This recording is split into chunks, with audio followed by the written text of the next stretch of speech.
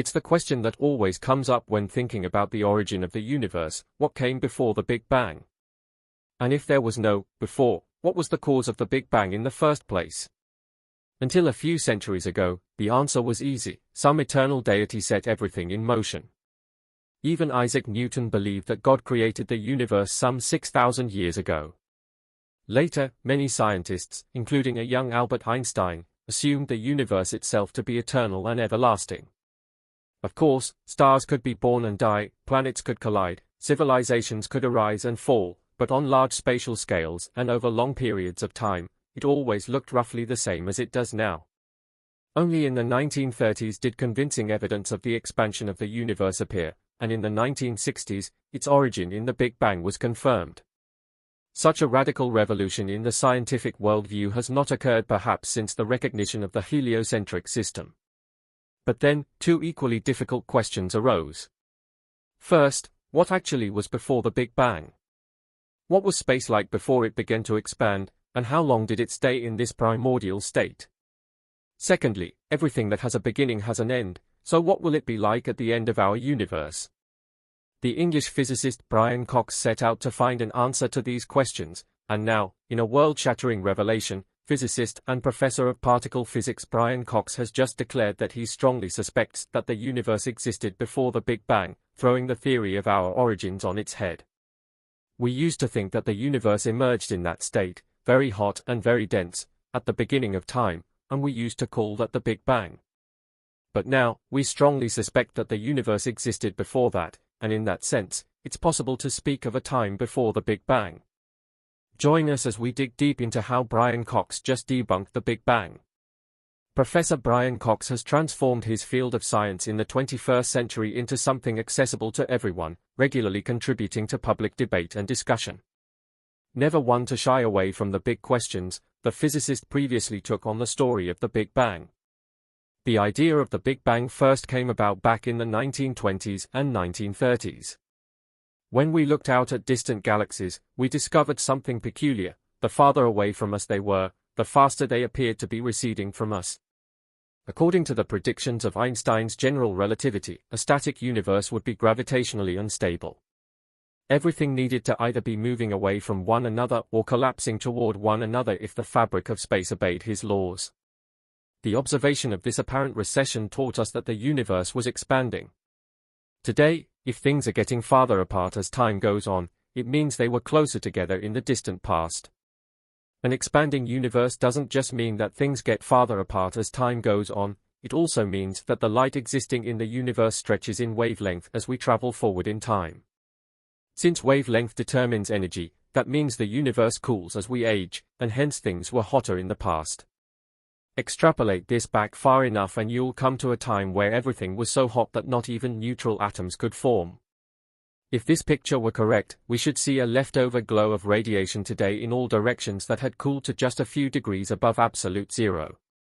The discovery of this cosmic microwave background in 1964 by Arno Penzias and Bob Wilson was a breathtaking confirmation of the Big Bang.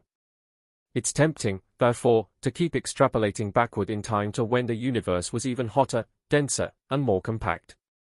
If you continue to go back, you'll find a time where it was too hot to form atomic nuclei, where the radiation was so hot that any bound protons and neutrons would be blasted apart, a time where matter and antimatter pairs could spontaneously form as the universe is so energetic that pairs of particles and antiparticles can spontaneously be created. A time where individual protons and neutrons break down into a quark-gluon plasma as the temperatures and densities are so high that the universe becomes denser than the inside of an atomic nucleus, and finally, a time where the density and temperature rise to infinite values as all the matter and energy in the universe are contained within a single point, a singularity. This very final point, this singularity that represents where the laws of physics break down, also is understood to represent the origin of space and time. This was the ultimate idea of the Big Bang. Of course, everything except that last point has been confirmed to be true. We've created quark-gluon plasmas in the lab, we've created matter-antimatter pairs, we've done the calculations for which light elements should form and in what abundances during the early stages of the universe, made the measurements, and found that they match with the Big Bang's predictions. Coming forward even farther, we've measured the fluctuations in the cosmic microwave background and seen how gravitationally bound structures like stars and galaxies form and grow. Everywhere we look, we find a tremendous agreement between theory and observation. The Big Bang looks like a winner. Except, that is, in a few regards. 3 specific things you would expect from the Big Bang didn't happen. First off, the horizon problem. If we look in different directions, we see the universe as having the same temperature and density everywhere, but even since the start of the hot Big Bang, these regions never had time to communicate, exchange information, or reach thermal equilibrium with one another. So how did they evolve to reach the same temperature and conditions everywhere? Next, the flatness problem. In an expanding universe, in general, there's a fight between the initial expansion rate that drives things apart and the gravitational effects that work to bring everything back together. In our universe, we observe that these 2 opposing forces are pretty much perfectly balanced, leading to an exactly spatially flat universe. So why was our universe born with those properties? And last, the monopole problem. If the universe reached these arbitrarily high temperatures and energy conditions, then why are there no exotic leftover heavy relics, right-hand neutrinos, magnetic monopoles, and other particles that should be observable and left over today? We can always shrug our shoulders and mutter something like, those must have just been the initial conditions, or, the way the universe was born, but that runs counter to the enterprise of science. Instead, we look for a mechanism that would mandate and set up these conditions. That mechanism sprung forth in 1980 in a remarkable paper by Alan Guth, who noted explicitly that an early, rapid, and relentless phase of exponential expansion where the universe's energy was not distributed among matter and radiation but rather was inherent to the fabric of space itself would solve all 3 of these problems. But because inflation represents an exponential expansion of space, rather than one that terminates in a singularity like the original model for the Big Bang, it sets up a very different picture of the beginning, a whoosh that led to a Big Bang rather than the emergence of time and space from a singular state. Now we get to address the really big questions. What does all of this mean for the true beginning of the universe, if such a thing even existed? Well, the bottom line might be the hot Big Bang definitely happened, but doesn't extend to go all the way back to an arbitrarily hot and dense state. Instead, the very early universe underwent a period of time where all of the energy that would go into the matter and radiation present today was instead bound up in the fabric of space itself.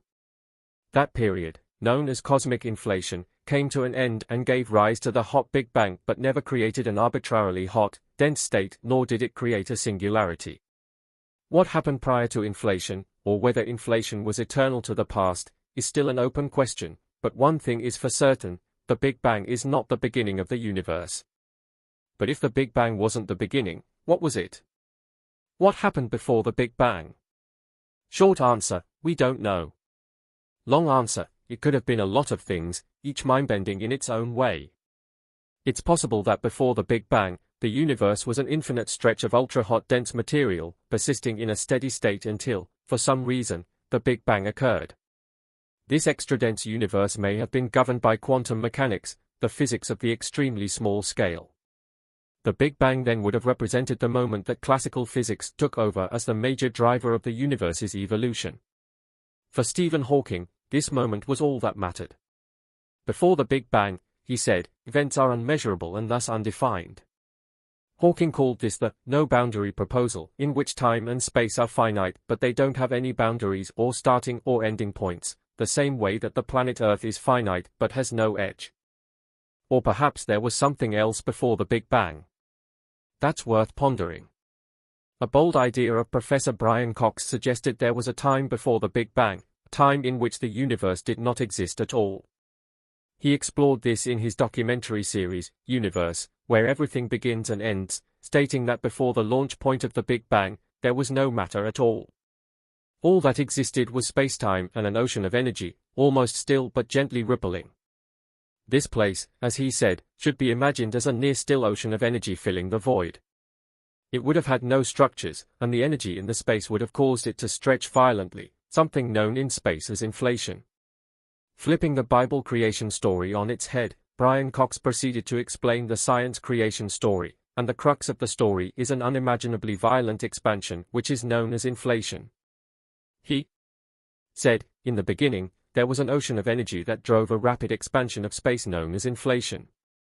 There were ripples in the ocean.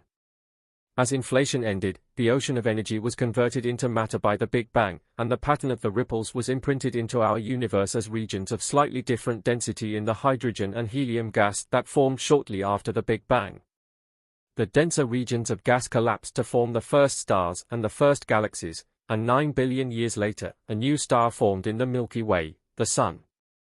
The star was joined by 8 planets, including Earth, and nearly 13.8 billion years after it all began, we emerged, blinking into the light." Notably, Brian Cox is not the only one to make such an argument about the beginning of the universe. Remarkable theoretical physics research has revealed a possible window into the very early universe, showing that it may be just the latest iteration of a bang-bounce cycle that has been going on for, well, at least once and possibly forever. According to the study, the physics that we use to understand the early universe, a wonderfully complicated mishmash of general relativity and high-energy particle physics, can take us only so far before breaking down. As we try to push deeper and deeper into the first moments of our cosmos, the math gets harder and harder to solve, all the way to the point where it just quits. The main sign that we have terrain yet to be explored is the presence of a singularity, or a point of infinite density, at the beginning of the Big Bang. Taken at face value, this tells us that at one point, the universe was crammed into an infinitely tiny, infinitely dense point. This is obviously absurd, and what it really tells us is that we need new physics to solve this problem. Our current toolkit just isn't good enough. To save the day, we need some new physics, something that is capable of handling gravity and the other forces combined at ultra-high energies. And that's exactly what string theory claims to be, a model of physics that is capable of handling gravity and the other forces combined at ultra-high energies, which means that string theory claims it can explain the earliest moments of the universe. One of the earliest string theory notions is the ekpyrotic universe, which comes from the Greek word for conflagration or fire. In this scenario, what we know as the Big Bang was sparked by something else happening before it. The Big Bang was not a beginning but one part of a larger process. Extending the ekpyrotic concept has led to a theory, again motivated by string theory, called cyclic cosmology.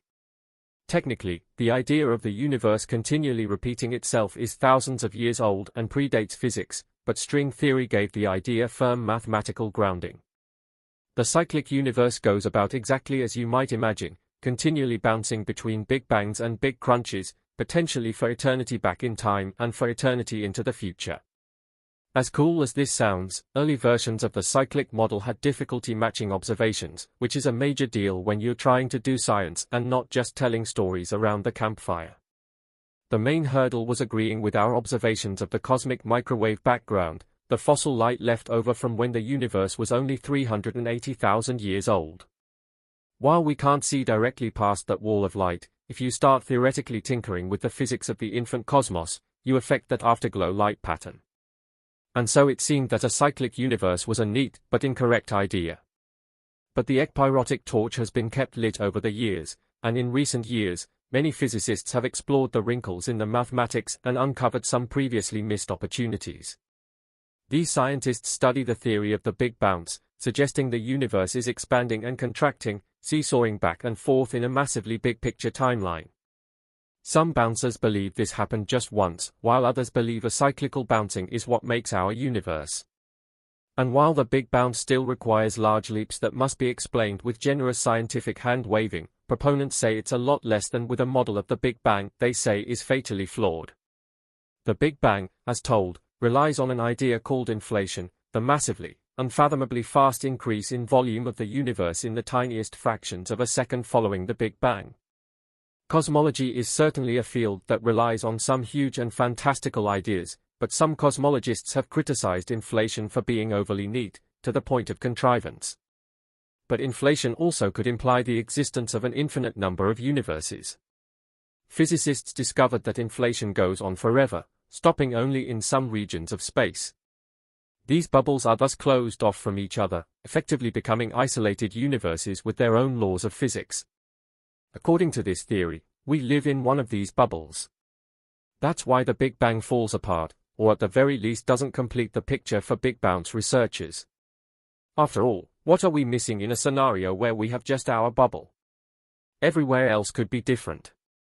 In our pockets, as an explanation, it's like building IKEA furniture and deciding the hardware you didn't end up using must just be extra. But back to the big bounce, if the theory requires an amount of new or exotic explanatory glue, then why is it better? Well, proponents say the idea of a flexible or even cyclical universe in this way could explain a lot of the bigger missing pieces of the Big Bang without requiring a hand wave toward a multiverse where any physics can be rationalized. And quantum mechanics has just enhanced the big bounce, suggesting ways that a universe bounced down to a mere particle could superposition itself inside and outside of a physical limitation. For example, whatever the case is, when it comes to cosmology, the missing pieces of our understanding mean there should always be room for critiques and new ideas. A related theory holds that the Big Bang wasn't the beginning of everything, but rather that it was a moment of symmetry. In this idea, prior to the Big Bang, there was another universe identical to this one, but with entropy increasing toward the past instead of toward the future. Increasing entropy, or increasing disorder in a system, is essentially the arrow of time. So in this anti-universe, time would run opposite to time in the modern universe, and our universe would be in the past. The idea assumes that the early universe was small, hot, and dense, and so uniform that time looks symmetric going backward and forward. If true, the new theory means that dark matter isn't. Physicists have proposed that our universe might be just one of a twin, a mirror anti-universe, governed by a fundamental symmetry called Kaplan symmetry, charge, parity, and time. This symmetry implies that if you flip the charges of all particles, take the mirror image, and run interactions backward in time, the interactions behave exactly the same. In a paper accepted for publication in the Annals of Physics *, scientists suggest extending this symmetry to the entire universe, proposing that there must be a mirror image cosmos with opposite charges, flipped in the mirror, and running backward in time. This model negates the need for a period of inflation after the Big Bang, implying that the universe naturally filled itself with particles. It also predicts the existence of right-hand neutrinos, which would only interact via gravity and resemble dark matter. If true, future experiments to measure neutrino masses or hunt for gravitational waves could confirm the existence of this mirror universe. However, the origin of the universe remains a profound mystery, pushing the boundaries of our understanding. Even with remarkable scientific discoveries, the problem of the first cause, what initiated everything, lies beyond the reach of scientific methodology. As Einstein wisely remarked, this fact should fill us with humility, reminding us that not all questions need to be answered to be meaningful. That's all the information we have for you today. Don't forget to give us a thumbs up if you enjoyed today's episode, subscribe if you haven't already, and hit the bell so you never miss out on future episodes. Be sure to also tell us what you think about today's content. Your support motivates us to continue delivering quality content and to always improve. As always, thanks for watching, and we will see you next time.